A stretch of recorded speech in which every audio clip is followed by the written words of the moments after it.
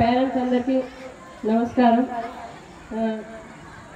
4 సంవత్సరాల నిరంతర శ్రమ చేస్తే ఇక్కడ వరకు వచ్చారమ్మా.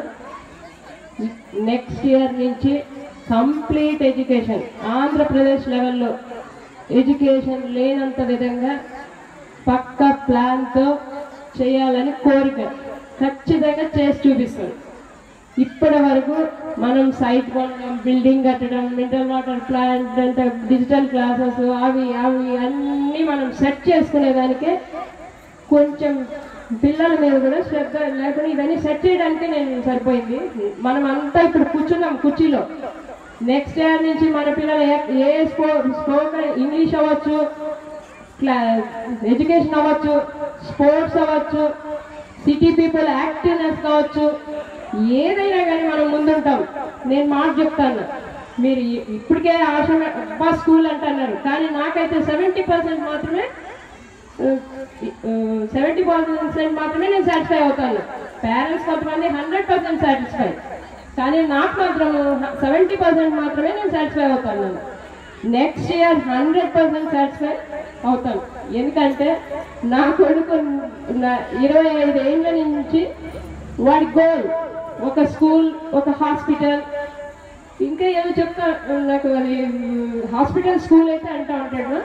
అవి 2 ఖచ్చితంగా మీరు ఆ సౌకర్యాన్ని అనుభవించాలని కోరిక తప్పితే డబ్బు మీద ఆశ కానీ ఇంకోటి కానీ నాకు లేవు.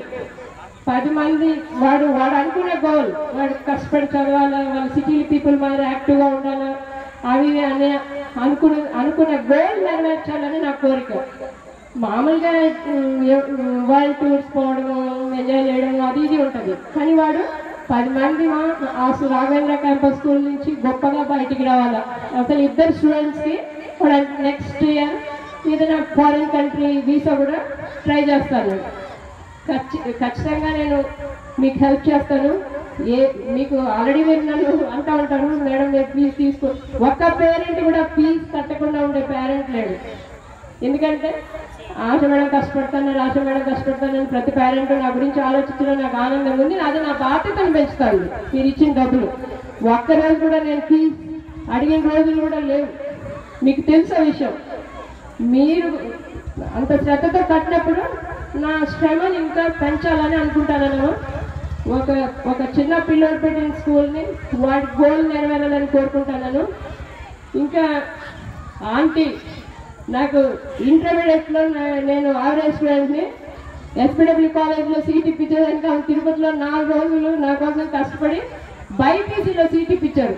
అప్పుడు SPW college is the 2nd place in Andhra Pradesh top colleges. ఇప్పుడు కార్పొరేట్ కాలేజెస్ వచ్చి ఎస్పీడబ్ల్యూ కాలేజీలో తగ్గించుండొచ్చు.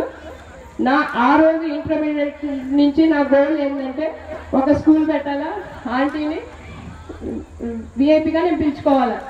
ఈరోజు నా గోల్ నెరవేరింది నా కొడుకు వల్ల. నాకు ఆమంటే భలే ఇష్టం.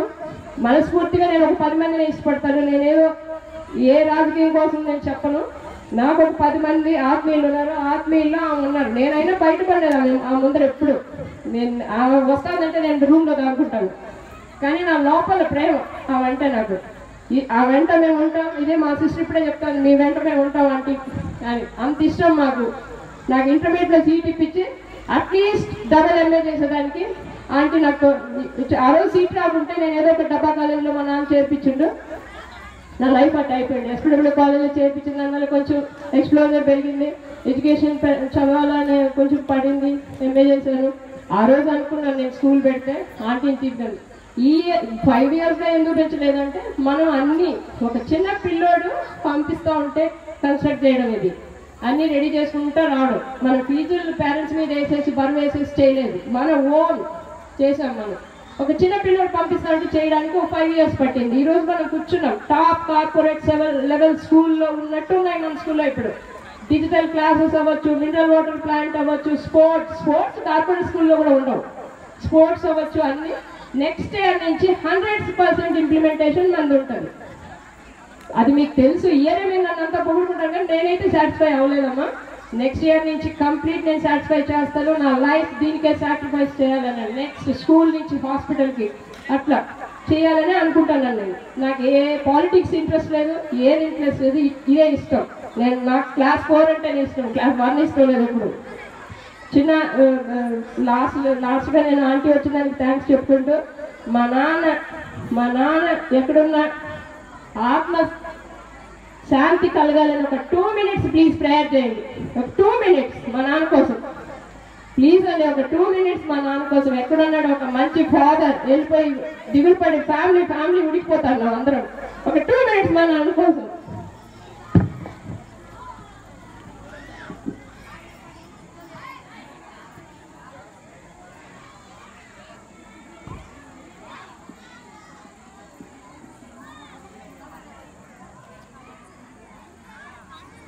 Thank you, Amma. Thank you very much. Thank you. Thank you, ma'am. I welcome our chief guest, Sri Konduru Prabhavathamma Garu, to give us his inspirational words to